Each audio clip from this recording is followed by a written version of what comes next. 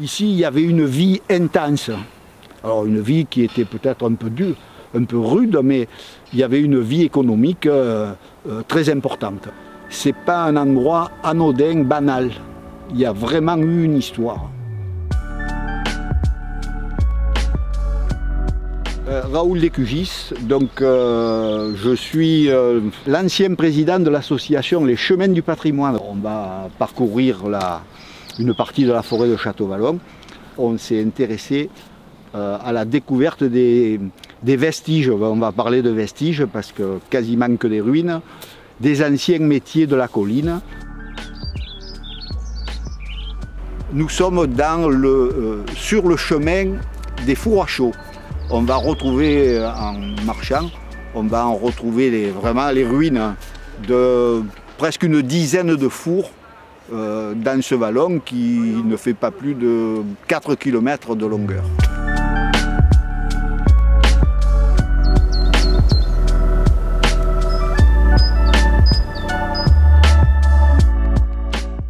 Alors la calade, c'est pas un mot français, hein, on le trouve, c'est un mot provençal qui signifie que au lieu aujourd'hui on mettrait du goudron et là donc on prenait la matière première sur place, les pierres, et on empierrait le chemin, de telle façon que la charrette ne parte pas dans tous les sens. Ça facilitait quand même la circulation des engins. Donc ça c'est très important aussi dans un élément important pour la vie donc, industrielle de la colline. Là il devait y avoir, voilà, il devait y avoir ça à peu près. Le reste du caladage, et ben, vous calculez 1,30 m, ça fait ça. Parce qu'elles se sont comblées aussi avec la terre, bon, c'est le ravinement hein, qui remet aussi les choses à plat. Hein. La nature, on n'en vient jamais à bout, et tant mieux. Hein, parce qu'aujourd'hui, il y en a qui croient qu'on va pouvoir faire ce qu'on voudra. On n'y est pas encore.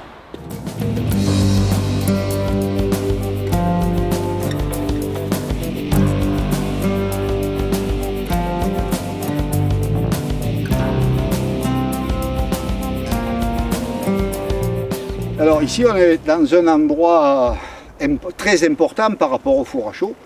C'est quelque chose que j'ai cherché pendant plusieurs mois.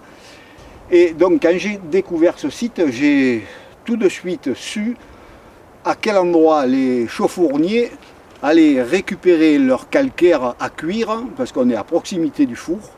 Et donc pour justement éviter l'opération, la première en temps normal, c'est-à-dire on allait faire péter la mine dans des blocs de calcaire importants pour ensuite récolter ces morceaux pas très gros. Et je pense que c'était quand même un élément important pour le producteur. Ça lui faisait gagner beaucoup de temps et surtout économiser beaucoup d'énergie.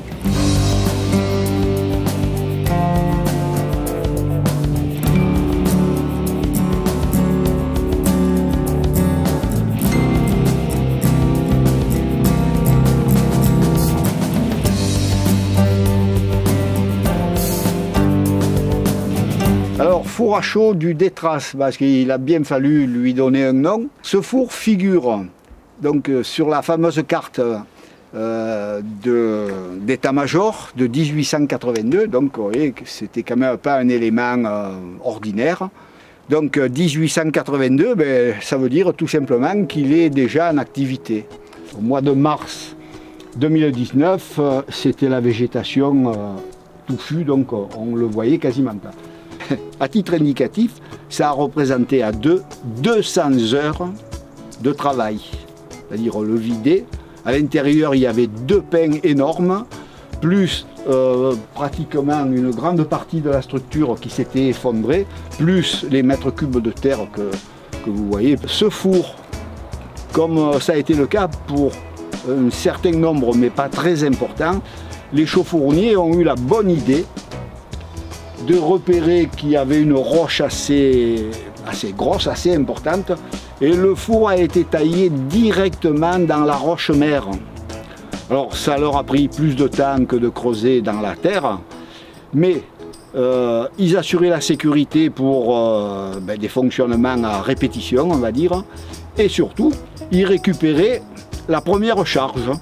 C'est-à-dire tout ce qui sortait de la roche, ils allaient le réutiliser pour faire cuire la première charge. Au fond du four, tout autour, on a construit une banquette, donc un petit mur, pas très haut, de 30-40 cm de hauteur. Sur cette banquette, on va construire quelque chose qui nous a paru inimaginable, moi, pendant des années. On va construire une voûte en pierre sèche.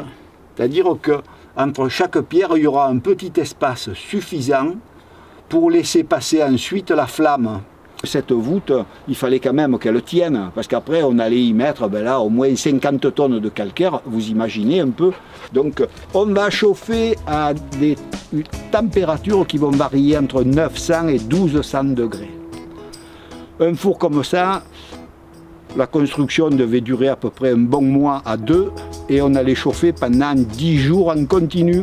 Pas question d'aller le soir à 19 h au stade Mayol, voir le RCT, on rentre, ou rentrer à la maison, regarder la télé. Ça, heureusement, ça n'existe pas. Je veux dire, c'était en continu. Alors vous imaginez un peu la quantité de végétaux qu'il faut. Le chauffournier, alors comment il faisait pour savoir si la chaux était cuite? Une baramine, on enfonçait à différents endroits la baramine, si elle rentrait toute seule, c'était nickel, c'était cuit, on arrêtait. On allait laisser refroidir, et alors cette charge qui de calcaire était devenue de la chaux, mais alors le plus important c'est ce qui suit, de la chaux vive. C'était de transformer cette chaux vive en chaux éteinte. On l'a mouillée, ça a provoqué des réactions chimiques, et donc une fois que c'était mouillé, on laissait refroidir et on écrasait au rouleau à grains. On la réduisait en poudre, en poussière presque. Et à partir de là, on allait l'utiliser. Donc aujourd'hui, la chaux est produite en particulier par Lafarge dans le Vaucluse, à Mazan. On en produit 1000 tonnes par jour. Voilà. Donc on n'est plus du tout dans la même histoire, vous l'avez compris.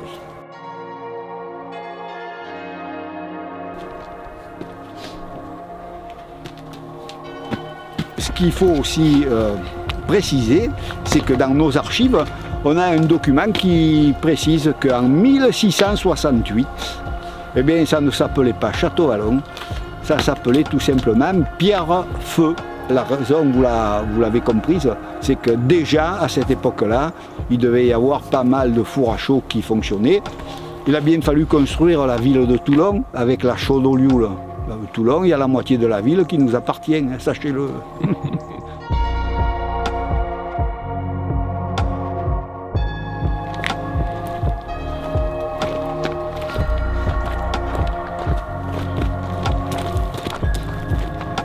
Bon là, on n'a pas été occupé par les Indiens. Hein.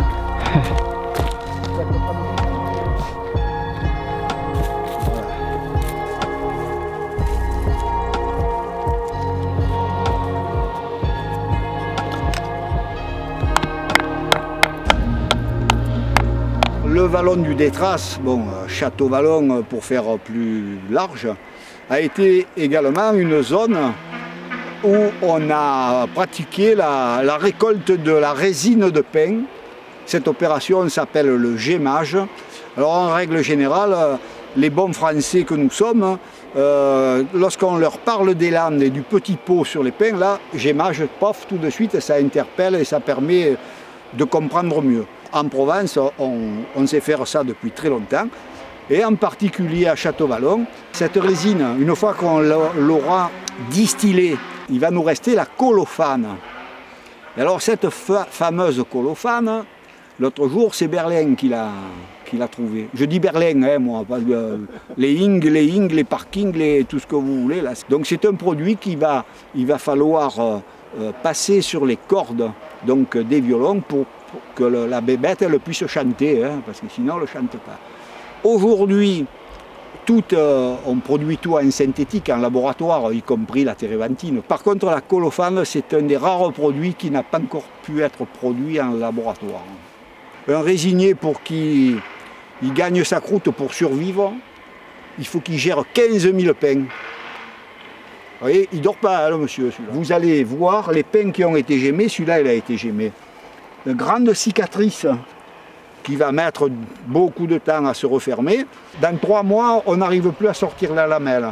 Et dans 2-3 ans, la lamelle, vous ne la voyez plus. Vous voyez que ça va vite. Alors, contrairement aux idées reçues également, ça ne nuit pas à la santé du pain.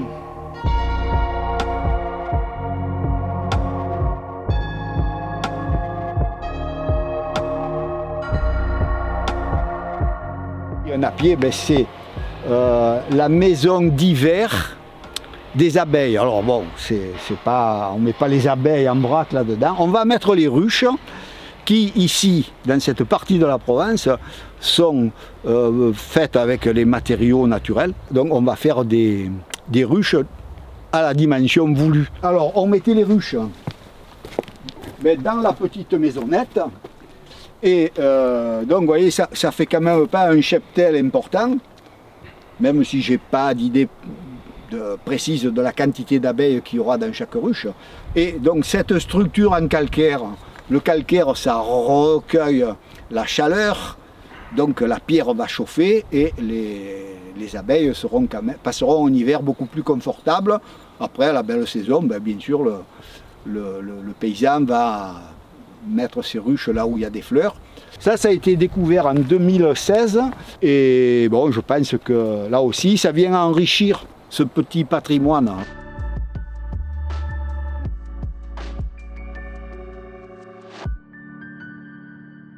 Le parc à moutons et en provençal la vanade. L'entrée, en général, il y a 2-3 marches très resserrées et on appelle ça le contadou. Le passage étroit qui permet au berger de voir défiler ses bêtes une à une, il les compte et en même temps il fait la visite médicale, hein, parce qu'il sait tout faire, hein, le berger. Il est docteur, il est infirmier, enfin, et ça il le fait au moins 1 fois par jour. Vous voyez, donc d'où l'importance de ce parc de jour, pour laisser les moutons se reposer. C'est indispensable dans une structure où on pratique le pastoralisme. Il y a la bergerie donc à l'intérieur, mais dans notre région surtout, eh bien, les bêtes ont besoin de rester dans la journée. Après, bien sûr que le troupeau va partir dans la nature pour... déjà, il faut qu'elle se dégourdisse les jambes, les pattes, il faut qu'elle mange, mais là, c'est vraiment, on va dire, la maison de repos. Nous sommes dans la ruine de la bergerie du Détraz. On y cultive la vigne, l'olivier, je rajoute l'amandier, puisque ça faisait partie des cultures traditionnelles. Alors cette bergerie, donc 1718, tout est en activité. Il y avait à peu près un troupeau qui variait entre 200 et 250 bêtes, des brebis essentiellement, peut-être 2-3 chèvres pour le lait. Et à côté, l'espace qui était réservé, c'est l'habitation. Là aussi, on n'en parle jamais, même si ces gens-là vivaient dans une situation un peu précaire au niveau du confort, il fallait bien leur mettre un toit sur la tête. Là, il y avait 2 rangées de voûtes qui ont été démolies en 1995 à la demande de la mairie, parce que c'est vrai que ça constituait un danger, puisque c'était devenu entre-temps un terrain de jeu pour les enfants. Donc aujourd'hui, malheureusement, il ne reste pas grand-chose, mais on a les vestiges et puis l'histoire, puisque ce site du Détraz a été, je dirais presque le centre industriel, là aussi on met des guillemets, pour bien faire comprendre à nos contemporains qu'ici il y avait une vie intense. Alors une vie qui était peut-être un peu dure, un peu rude, mais il y avait une vie économique très importante. Voilà, je crois que c'est ce qui me paraît être intéressant de souligner et de dire aux promeneurs qui viennent à Château-Vallon, aussi bien au théâtre que se promener dans la colline, que ce n'est pas un endroit anodin, banal. Il y a vraiment eu une histoire.